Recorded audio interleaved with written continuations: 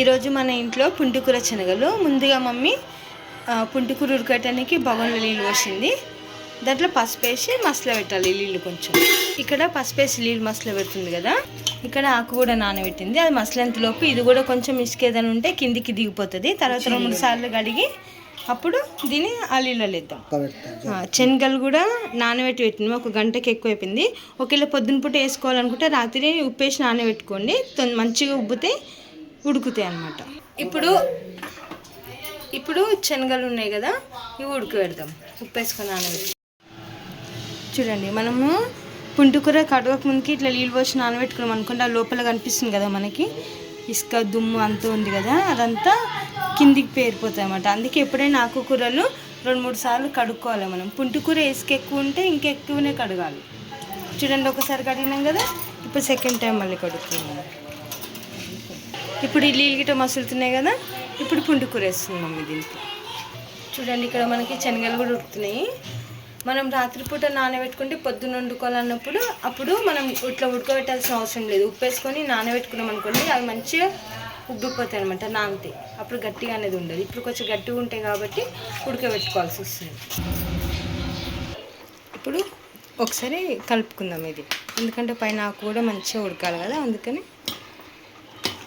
ఇది కొంచెం ఉడకనిద్దాం. ఒకవేళ టైం లేదనుకోండి కుక్కర్లో కూడా వేసుకోవచ్చు. కుక్కర్లో వేసుకుంటే కూడా మనకు తొందరగా మిక్స్ అవుతుంది.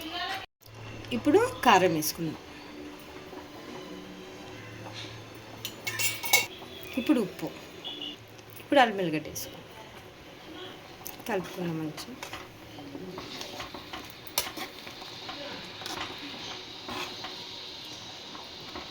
ఇప్పుడు ఇది మంచిగా ఉడకాలి.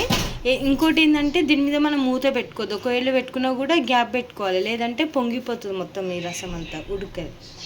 అందుకనే మూత లేకుండా ఉడకెట్టుకోవాలి. ఇప్పుడు శనగలు కూడా ఉడికినాయి, ఇది బంద్ చేసి నీళ్ళు వంపేసుకున్నాం. చూడండి, నీళ్ళు ఉడికినాయి, మమ్మీ నీళ్ళు వంపేసింది. ఇది కొంచెం చల్లగా అనిద్దాం, అంతలోపు మనకి పుంటికూర కూడా ఉడుకుతుంది. ఇప్పుడు పుంటికూర ఉడికింది కదా, మమ్మీ పప్పు గుత్తితో రుబ్బుతుంది. ఇది మెత్త రుబ్బుకోవాలి కొంచెం.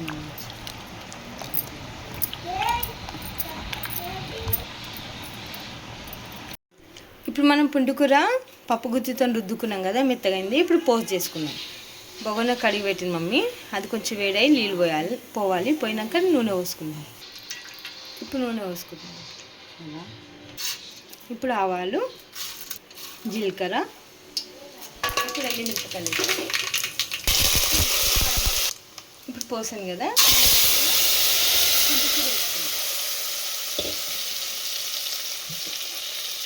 ఇప్పుడు ఈ పుంటికూరలకి సరిపడినంత శనగలు వేసుకుందాం. మేమైతే శనగలు ఎక్కువ తింటాం. ఇప్పుడు శనగలు వేసాం కదా, ఈ శనగలు పుంటికూరలు ఉడకాలి. ఆ పులుపు అనేది శనగలు కూడా పట్టుకోవాలి, అప్పుడు టేస్ట్ బాగుంటుంది. పుల్ల కూడా మంచిగా ఉంటుంది. ఇది కొంచెం ఉడికేంత వరకు మనం వెయిట్ చేసుకుంది. ఓకే అండి, మనకి పుంటికూర శనగల కూర రెడీ అయిపోయింది. టేస్ట్ మాత్రం సూపర్ అదిరిపోయింది. సూపర్ కాంబినేషన్ అనమాట శనగలు పుంటికూరతోని. ఇంకొక రకం కూడా చేసి చూపిస్తాను నేను మీకు. అందులో ఇంకా వేరే ఐటమ్స్ చేసుకుంటే సూపర్గా ఉంటుంది. ఓకే అండి, పుంటికూర శనగలతో నచ్చినట్లయితే లైక్ చేయండి, షేర్ చేయండి, సబ్స్క్రైబ్ చేసుకోండి. ఇట్లా మీరు కూడా చేసుకొని తినండి, చాలా బాగుంటుంది. పుంటికూర కూడా మనకి కాళ్ళకు జిగురు అట్లాంటిది కూడా ఇస్తామన్నమాట. అప్పుడప్పుడు తింటూ ఉండాలి మనం పుంటికూర కూడా. ఓకే అండి, thank you for watching. Keep supporting me. Thank you.